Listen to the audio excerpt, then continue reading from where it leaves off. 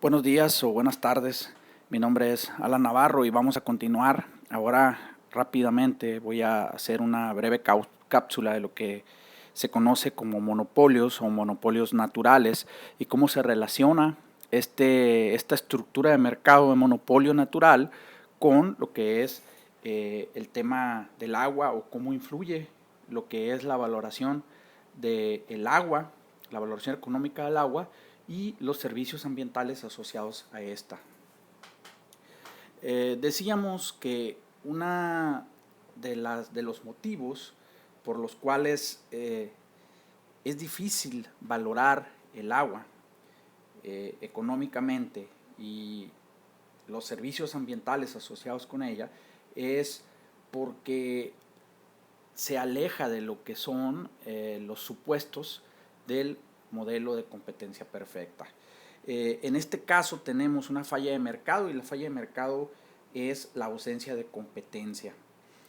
Hay ausencia de competencia porque decíamos que en el modelo de competencia perfecta hay libre entrada de oferentes, es decir, cualquier persona que tenga los recursos, la iniciativa y el saber cómo, el know-how, y quiera entrar a un mercado, puede entrar a un mercado. Imaginemos, por ejemplo, un caso reciente, por ejemplo, el caso del servicio de taxis. No cualquiera que quiera o tenga un carro puede salir a la calle y decir ahora soy taxista, ¿no? Entonces hay barreras, hay restricciones de entrada y eso nos lleva un poquito también a lo que es el caso de Uber, ¿no? Pero bueno, entonces el abastecimiento de agua potable cae dentro de esta estructura de mercado que se llama monopolio natural. Y esto dificulta de nueva cuenta la implementación de mecanismos de mercado para la valoración del agua. Los monopolios naturales son situaciones en las cuales se tiene que hacer una inversión muy grande para poder proveer un bien o un servicio. Es decir, hay inversiones, costos fijos muy altos, costos iniciales, costos de entrada muy altos. Algunos le llaman costos enterrados. ¿Por qué? Porque ahí quedan, es decir, una empresa que decida incursionar en un mercado como por ejemplo el de los ferrocarriles, la red de distribución de agua potable, es difícil que diga me voy a llevar mi inversión o voy a hacer líquida mi inversión o voy a recuperar mi inversión. Es decir, no puedes sacar una tubería, no puedes a lo mejor levantar los rieles. También tiene una cuestión técnica importante, es decir, es una infraestructura que ocupa espacio, que ocupa ocupa el territorio, ocupa, por ejemplo, imagínense ustedes que hubiera una, dos o tres líneas de agua potable de tres compañías, o sea, sería muy costoso en términos sociales. Lo mismo las vías del tren, las vías de comunicación, las carreteras. También otro caso que se considera como un monopolio natural es el transporte público. Es común que uno vaya a las ciudades y no vea más que una sola empresa ofreciendo lo que es el servicio de bus o de transporte público, ¿no? Como es el caso aquí de Hermosillo, como es el caso de muchas otras ciudades. Entonces, otra característica que tienen los monopolios naturales es que el costo marginal es muy bajo considerado con el costo medio. Es decir, dado de que ya hiciste la inversión, agregar a un usuario más o brindar el servicio a una persona más es muy barato. Un caso también que se puede manejar como un monopolio natural son las compañías de televisión por cable, ¿no?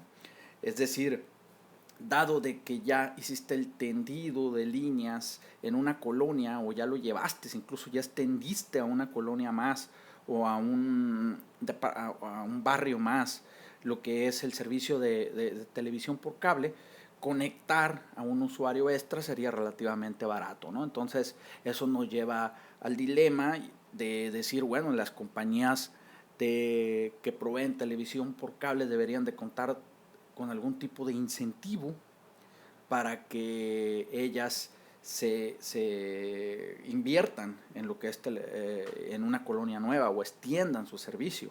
Es decir, ¿cómo, como sociedad, cómo estaríamos peor? Es decir, teniendo este servicio o no teniendo este servicio. Es decir, teniendo cable o no teniendo cable. Y si deberíamos de darles a estas empresas algún tipo de privilegio. Eh, una vez que como sociedad o como gobierno decidimos que una empresa tiene que tener el monopolio y que estamos mejor si protegemos a una empresa para que sea ella sola la que brinde este servicio, pues tenemos que enfrentar los problemas del monopolio. El monopolista siempre es el villano de la película. ¿Por qué? Porque un monopolista tiene incentivos para producir poco, de mala calidad y darnos un mal servicio. Es decir, en cierta forma yo creo que todos hemos sido víctima o nos hemos sentido víctimas de un monopolio. Cuando estamos, por ejemplo, cuando vamos a la compañía de cable, que aquí en esta ciudad, en Hermosillo, no hay más que una sola compañía de cable. Cuando vamos y estamos haciendo cola, estamos esperando para ir a pagar el servicio y vemos que no hay más que una caja abierta, hay mucha cola, o queremos que se nos asesore técnicamente y vemos también que tenemos que esperar media hora, 40 minutos, o que vemos que prácticamente es imposible, nosotros siempre decimos, ojalá hubiera otra compañía a la cual yo pudiera irme y pudiera castigar a esta compañía que tengo ahorita por el mal servicio que me da. Entonces, generalmente el monopolista es el malo de la película, es el villano, y la solución es que, en cierta forma, ya que como gobierno nosotros decidimos que debe de haber un monopolio, pues este tiene que ser regulado. Bueno, una nota que hago aquí, generalmente yo no soy economista, pero los economistas hablan mucho de la palabra marginal, ¿no? Y marginal es prácticamente lo que estamos viendo en esa imagen, ¿no? Es decir, qué pasa en el margen, qué pasa cuando hay un cambio muy pequeño, qué pasa con mi utilidad, por ejemplo, si pido un refresco más, qué pasa con el costo, si produzco una unidad más, qué pasa con mi ingreso si produzco una unidad más. Marginal es eso, qué es lo que pasa en el margen. Bueno, volviendo un poco al caso de los costos medios, un ejemplo clásico que tenemos es que los costos medios, la curva de costos medios de una industria es más o menos así como podemos ver en esta línea azul. Tenemos, por ejemplo, en este ejemplo hipotético tenemos una demanda de mercado, que vendría siendo la demanda de mercado total, igual a 120, que es esto que aparece aquí. Si tenemos una sola empresa, esa empresa llega, hace su inversión en infraestructura fija y los costos medios que a ella le quedan es de 20, ¿ok? En cambio, si nosotros tuviéramos 3 empresas y las 3 empresas tuvieran que hacer la misma inversión para producir ese servicio y ellas tuvieran que repartirse el mercado entre 3, entonces tenemos que estas empresas, cada una de ellas estaría llevando o tendría la posibilidad de proveer 40 unidades, lo que generaría un costo medio de 40. Entonces, este costo medio, la empresa se lo pasaría a los consumidores. Entonces, todos como consumidores, hasta cierto punto, estaríamos recibiendo un precio más alto porque hay competencia a un precio más bajo que si nomás hubiera una empresa. Entonces esto es un poquito a contrasentido de lo que veíamos en el modelo de competencia perfecta. Entonces esta es una reflexión, por ejemplo, hace mucho tiempo que yo dije, en un pueblo rural, a lo mejor es algo muy bueno para las amas de casa que hay una tortillería. ¿Ok? Entonces, pero si el pueblo es muy pequeño, quizás no sea deseable que hubiera dos tortillerías. Es decir, que haya una sola tortillería. ¿Por qué? Porque la inversión es muy alta para la demanda que se tiene en un pueblo.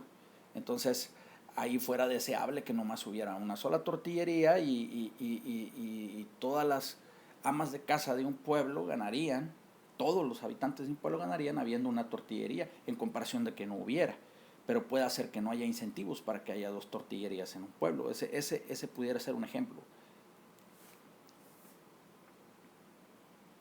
Es, Haciendo un poquito lo que es el análisis gráfico de lo que es el monopolio, tenemos que generalmente el monopolista produce mucho menos de lo que se produciría en una estructura de un eh, modelo competitivo. Entonces un monopolista, por ejemplo, produce como cualquier otro empresario, donde en el punto en el cual el ingreso marginal es igual al costo marginal. Esto le genera super ganancias, es decir, ¿por qué? Porque produce mucho menos y se ubica en una parte más alta de la curva de demanda, vende su producto a un precio mayor y esto hace que él obtenga ganancias extraordinarias, es decir, ganancias muy altas, derivadas de la presencia del monopolio. Generalmente cuando tenemos una estructura de mercado competitiva, el costo marginal es igual a la oferta, a la curva de oferta, y la producción sería en este punto de aquí, ¿no? Entonces, el precio sería más bajo y habría mayor producción. Entonces, otra de las fallas también que genera la estructura monopolística es que hay una pérdida de utilidad. Esta pérdida de utilidad es para la sociedad, es decir, hay un costo social, hay una utilidad que no se generó, dinero que no va al bolsillo de nadie, una pérdida irrecuperable de eficiencia, es decir, una felicidad que no se logró en la sociedad, derivado de que tenemos esta estructura de mercado que es el monopolio.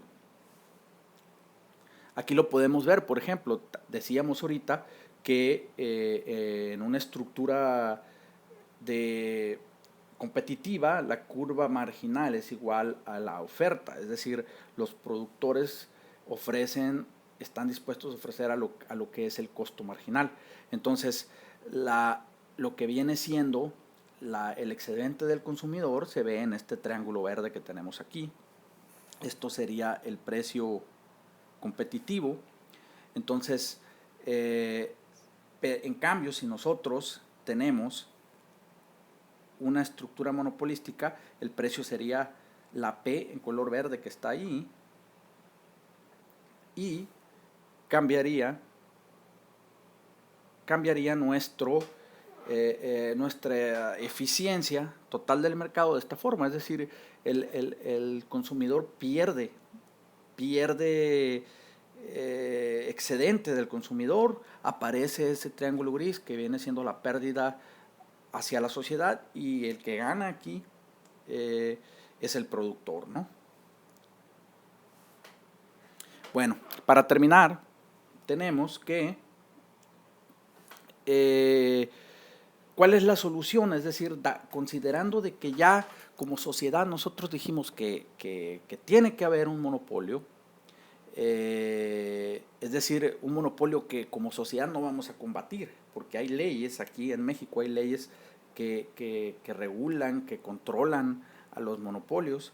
Entonces, si ya decidimos que como sociedad va a haber un monopolio, entonces generalmente tenemos que depender de los reguladores o de las instituciones. Esto hace que mucha gente esté escéptica acerca de los monopolios naturales. ¿Por qué? Porque tienes que creer en las instituciones de tu país como reguladoras. Si tú piensas que tus autoridades están coludidas o en contubernio con los monopolistas, con las empresas, y que hay moches o hay arreglos, entonces difícilmente te va a convencer a ti de que haya un monopolio, ¿no? Entonces, la otra cuestión, considerando de que crees en las instituciones y que las autoridades son honestas, tenemos lo que es que la regulación generalmente obliga al monopolista a vender a un precio igual al costo medio o al costo marginal, ¿no? Entonces, el monopolista sabe esto y tiene incentivos para no ser eficiente, es decir, no tiene incentivos para minimizar costos porque él sabe que el precio va a ser fijado y que el precio siempre va a cubrir lo que son sus costos medios. Por otra parte, también tiene incentivos de no revelar lo que son los verdaderos costos de producción. Muchas veces las comisiones reguladoras están conformadas por burocracias que no están muy familiarizadas con los que son los costos de producción de cierto sector de la economía. Entonces toda la vida se genera esa situación en cuanto a si se le están otorgando los incentivos adecuados al monopolista para que produzca eficientemente su bien o servicio, obteniendo ganancias racionales o ganancias adecuadas. Por último, la última parte del debate, y esto tiene mucha relación con lo que son los organismos o las empresas que proveen agua potable, es si el monopolio natural debería ser de propiedad pública o si este monopolio debería estar en manos de la iniciativa privada o debería ser algún tipo de asociación pública privada. Entonces, el hecho de que lo que es el agua potable caiga dentro de esta estructura que es monopolio natural, pues obviamente genera complicaciones para que nosotros podamos usar mecanismos de mercados para valorar lo que es el agua. Muchas gracias.